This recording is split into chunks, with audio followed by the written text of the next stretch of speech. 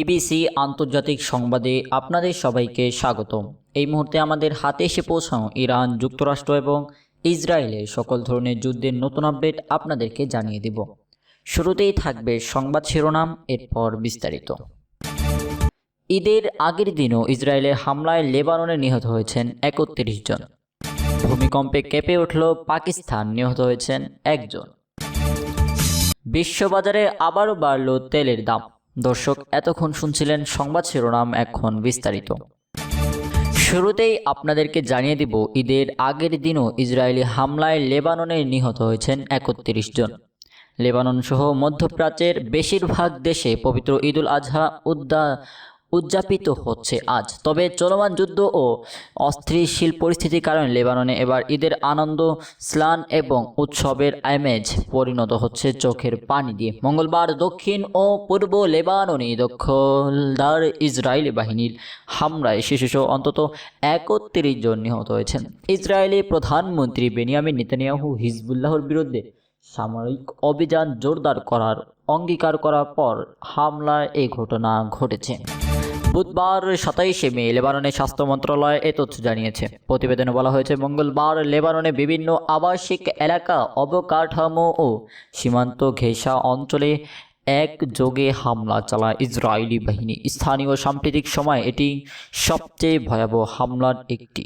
হামলার পর বহু এলাকায় ধ্বংসস্তূপের নিচে মানুষ আটকা পড়ার আশঙ্কা রয়েছে। এরপর আপনাদেরকে জানিয়ে দিব, ভূমিকম্পে কেঁপে উঠল পাকিস্তান, নিহত হয়েছেন ১ জন। পাকিস্তানের পাঞ্জাব প্রদেশ ও ইসলামাবাদ জুড়ে ৪.৮ মাত্রার একটি ভূমিকম্প অনুভূত হয়েছে। এতে অন্তত ১ জন নিহত ও আহত হয়েছেন আরও ১১ জন।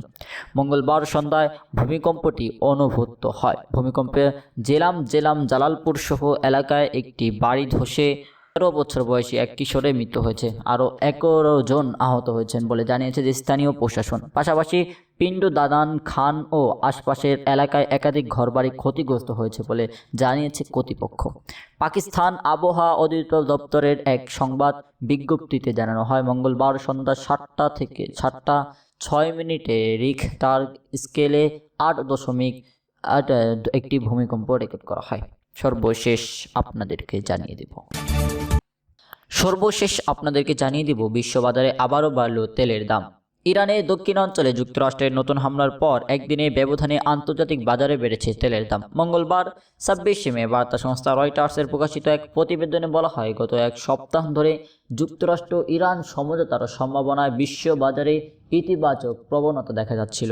তবে সোমবার যুক্তরাষ্ট্র ইরানের দক্ষিণাঞ্চলে হামলা চালানোর ঘোষণা দিলে সেই আশাবাদ অনেকটাই কমে যায়। এরপর আন্তর্জাতিক বাজারে অপরিশোধিত জ্বালানি তেলের দাম বেড়েছে। ব্রেড ক্রুড তেলের দাম ব্যারেল প্রতি ২.৪% বেড়ে এত হয়েছে।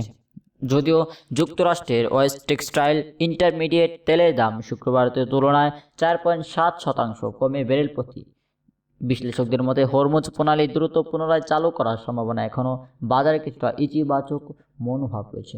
এপ্রিলের শেষ দিকে ব্রেড ক্রুডের দাম $220 উপর উঠলেও বর্তমানে তা কিছুটা কমেছে।